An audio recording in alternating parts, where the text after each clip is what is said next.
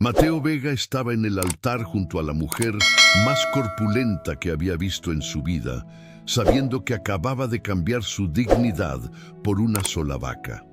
Pero cuando Margarita Solís cerró con llave la puerta del dormitorio esa noche, se dio cuenta de que no tenía idea de a qué había accedido realmente. La sequía había sido implacable, 4 meses sin lluvia, y el ganado de Mateo se consumía hasta quedar en piel y huesos antes de morir uno por uno. Su rancho, antes un orgulloso hato de 120 cabezas, ahora no contenía más que tierra agrietada y sueños rotos. El aviso del banco, aún arrugado en su bolsillo, le recordaba que tenía 30 días antes de perder todo lo que su padre había construido. Fue entonces cuando don Ricardo Montenegro le hizo su oferta. «Cásate con mi hija, Margarita, y te daré la mejor vaca de cría del territorio», había dicho Montenegro, sus dientes de oro brillando en la penumbra de la cantina. «No es muy agraciada, pero tiene un buen corazón, y tú necesitas ganado más de lo que necesitas orgullo». Mateo se había quedado mirando su vaso de whisky vacío, sintiendo los ojos de cada hombre en la cantina clavados en su espalda. Todos conocían su situación. Todos sabían que estaba lo suficientemente desesperado como para considerar cualquier cosa. «¿Ella está de acuerdo?», había preguntado Mateo en voz baja. «Tiene 27 años y está soltera. Conoce sus opciones». La risa de Montenegro fue cruel. «Además, ¿qué opción tenemos cualquiera de nosotros ahora?». De pie en la pequeña iglesia de adobe, Mateo miró de reojo a Margarita. Llevaba un sencillo vestido café que se estiraba en las costuras. Su cabello oscuro estaba recogido severamente. Su rostro era redondo y de facciones suaves, pero sus ojos contenían algo que no podía descifrar. No era vergüenza, no era resignación, algo más agudo. Las palabras del cura se volvieron borrosas, mientras Mateo pensaba en la vaca que esperaba en el corral de Montenegro. Una criolla, gorda y sana, que valía más que todo lo que Mateo poseía junto. Sería la base para reconstruir su hato. La diferencia entre la supervivencia y perder la tierra que llevaba el apellido de su familia. «Sí, acepto», dijo Margarita con firmeza cuando se le preguntó, su voz más fuerte de lo que Mateo esperaba. A él se le atoró la voz en la garganta. «Acepto». El anillo era demasiado pequeño para el dedo de Margarita, pero ella se lo puso a la fuerza de todos modos. Cuando el cura los declaró casados, ella miró directamente a Mateo por primera vez en todo el día. Esa extraña mirada en sus ojos seguía allí, pero ahora parecía casi divertida. La recepción fue pequeña y extraña. Los peones de Montenegro comieron rápidamente y se fueron. Los pocos vecinos que asistieron susurraban entre sí, intercambiando miradas furtivas sobre la improbable pareja. Mateo aceptó felicitaciones mecánicas que parecían más bien condolencias. Al acercarse la noche, Margarita reunió en silencio sus pocas pertenencias. Solo tenía una única maleta de viaje gastada y un libro encuadernado en cuero que sostenía con fuerza. Cuando llegó el momento de partir hacia el rancho de Mateo, subió a la carreta sin ayuda, su peso haciendo gemir los muelles. El viaje a su rancho fue silencioso, salvo por el chirrido de las ruedas y el aullido distante de los coyotes. Mateo no dejaba de pensar en la vaca, en la oportunidad de empezar de nuevo, en el precio que acababa de pagar por la supervivencia. Pero cuando llegaron a su pequeña cabaña y Margarita se dirigió directamente al dormitorio, algo en su postura cambió.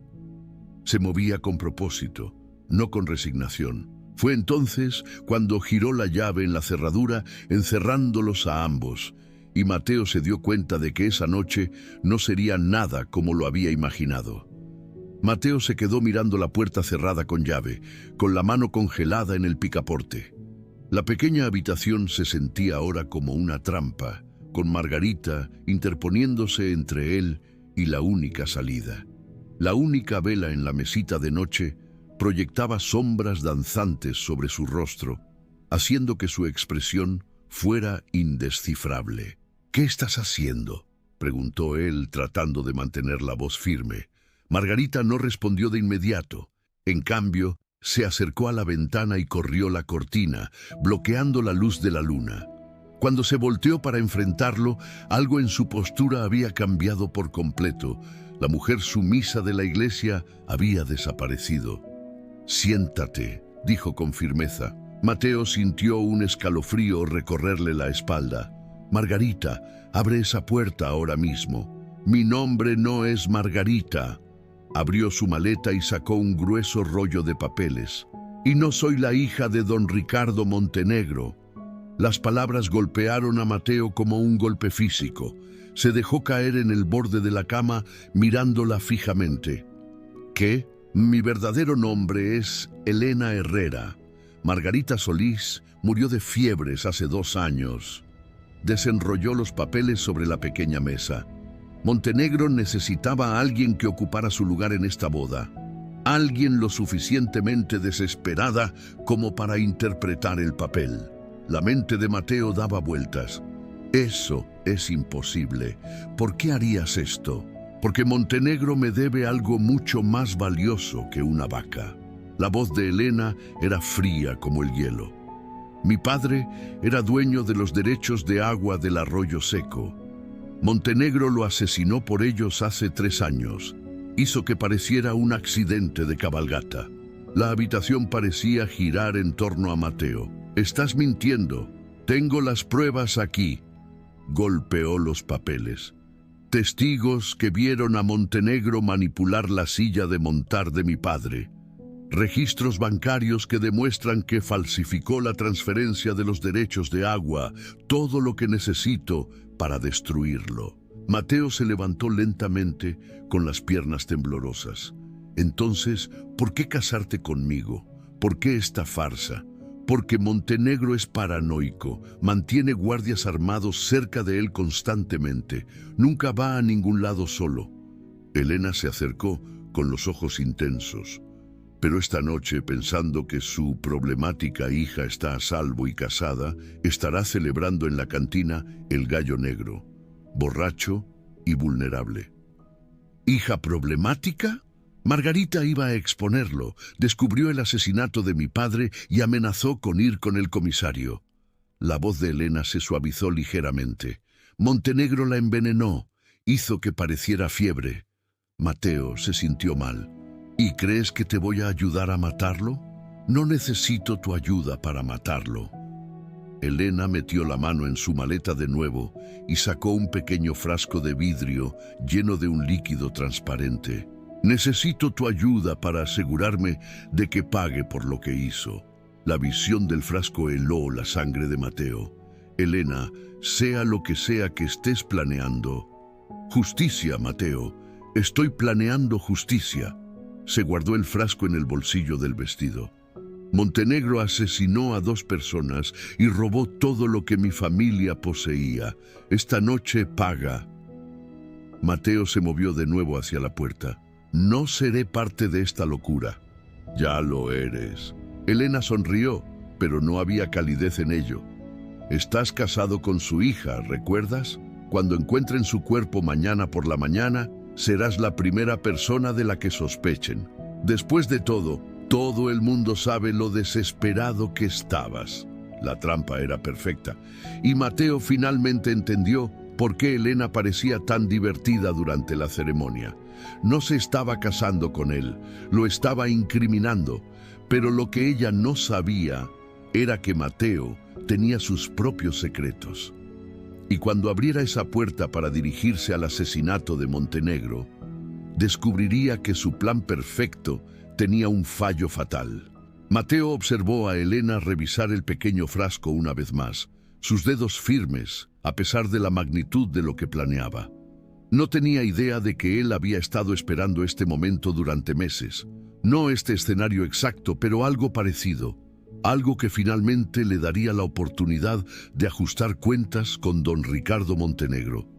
«Estás cometiendo un error», dijo Mateo con calma. «El único error que cometí fue confiar en que lo entenderías. Elena se movió hacia la puerta con la llave en la mano. Quédate aquí. Cuando vengan a hacer preguntas mañana, diles que tu esposa fue a visitar a su padre una última vez antes de empezar su nueva vida. Elena, espera. La voz de Mateo era tranquila, casi amable. Antes de que te vayas, hay algo que debes saber sobre ese frasco. Se congeló con la mano en la llave. ¿Qué?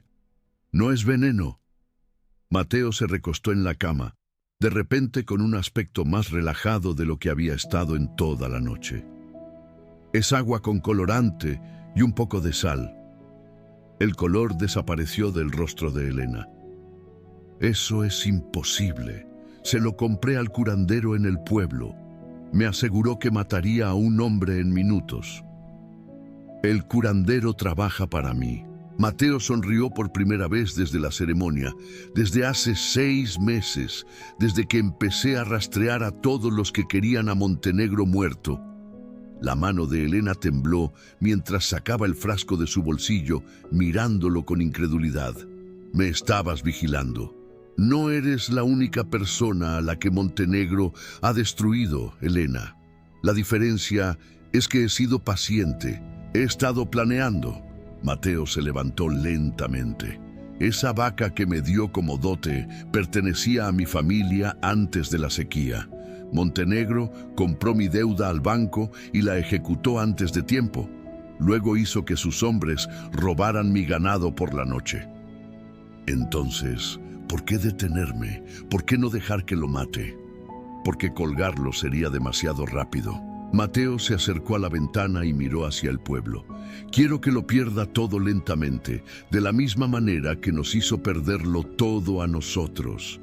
Sus tierras, su ganado, su reputación. Quiero que muera como un hombre arruinado. Elena agarró el frasco inútil, su plan perfecto desmoronándose a su alrededor. Los papeles, los testigos, son reales. Lo sé. He estado recopilando pruebas contra Montenegro durante meses. El asesinato de tu padre fue solo uno de muchos crímenes. Mateo se volvió hacia ella. El capitán de los rurales ya está en camino. Debería llegar mañana por la mañana con órdenes federales. Me usaste, susurró Elena. Nos usamos mutuamente. La diferencia es que mi plan no termina con ninguno de nosotros colgando de una soga. Mateo abrió la cerradura de la puerta. El reinado de Montenegro termina mañana, pero termina legalmente. Elena se hundió en la silla, el peso de su venganza fallida aplastándola. Pero cuando Mateo abrió la puerta, el sonido de caballos acercándose rápidamente los hizo congelarse. «¡Vienen por nosotros!», jadeó Elena. La confianza de Mateo se desvaneció al reconocer a los jinetes. Los hombres de Montenegro, armados y cabalgando con fuerza hacia la cabaña. Alguien los había traicionado a ambos, y ahora sus planes cuidadosamente trazados no significaban nada. Esta noche no iba a terminar con justicia o venganza. Esta noche iba a terminar en sangre. El estruendo de los cascos se hizo más fuerte mientras Mateo apagaba la vela, sumiendo la habitación en la oscuridad. A través de la ventana podía ver antorchas oscilando en la distancia, al menos 6 jinetes viniendo rápido. Elena le agarró el brazo, con la respiración entrecortada por el pánico. «¿Cómo lo saben?», susurró. La mente de Mateo repasó las posibilidades. Alguien le había contado a Montenegro sobre la verdadera identidad de Elena, sobre la boda falsa, sobre todo. ¿Pero quién? El curandero era leal, comprado y pagado. Las pocas personas que sabían de su investigación eran de confianza. A menos que... «El cura», respiró Mateo. «Montenegro es dueño de él». El agarre de Elena se intensificó. «¿Qué hacemos?» «La bodega está escondida bajo el suelo de la cocina». Mateo cogió su rifle de al lado de la cama. «Tú toma las pruebas y escóndete. Pase lo que pase, no salgas hasta la mañana. Y tú, voy a darles lo que vinieron a buscar». Mateo revisó su rifle, sabiendo que tenía 6 balas contra 6 hombres. No eran buenas probabilidades, pero se había enfrentado a peores durante la guerra. Quieren pelea, la tendrán. Elena apretó los papeles contra su pecho. Mateo, esos hombres te van a matar. Quizás, pero si huyo ahora, Montenegro lo gana todo. Tu padre sigue muerto y sin venganza. Las tierras de mi familia siguen robadas. El asesinato de Margarita queda impune. La miró en la oscuridad. No voy a permitir que eso suceda. Los caballos estaban lo suficientemente cerca ahora como para que pudieran oír la voz de Montenegro gritando órdenes. Elena besó la mejilla de Mateo rápidamente y se deslizó fuera de la habitación hacia la cocina. Mateo esperó hasta oír cerrarse la puerta de la bodega antes de dirigirse a la ventana delantera. Montenegro estaba sentado en su caballo en el patio con una antorcha en alto y el rostro contraído por la ira. 5 hombres armados lo flanqueaban con los rifles listos. A la luz parpadeante, Mateo pudo ver que uno de ellos era el propio comisario, el hombre que se suponía que arrestaría a Montenegro mañana por la mañana. «Mateo Vega», la voz de Montenegro retumbó en el patio. «Sé lo que estabas planeando. Sal ahora y puede que te dejemos vivir lo suficiente para ser juzgado».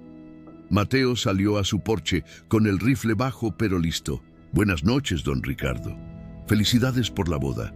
Su hija es bastante especial». La risa de Montenegro fue fea. «Esa vaca gorda no es mi hija y lo sabes. ¿Dónde está Elena Herrera? Nunca he oído hablar de ella». Mateo mantuvo la voz firme. «Mi esposa Margarita se acostó temprano. Un día largo, ya sabe». «Deja de jugar». El comisario espoleó su caballo hacia adelante, su placa brillando a la luz de la antorcha. «Sabemos que Elena Herrera mató a la verdadera Margarita Solís hace 2 años. Sabemos que planea asesinar a don Ricardo y sabemos que la has estado ayudando». La traición golpeó a Mateo como un golpe físico.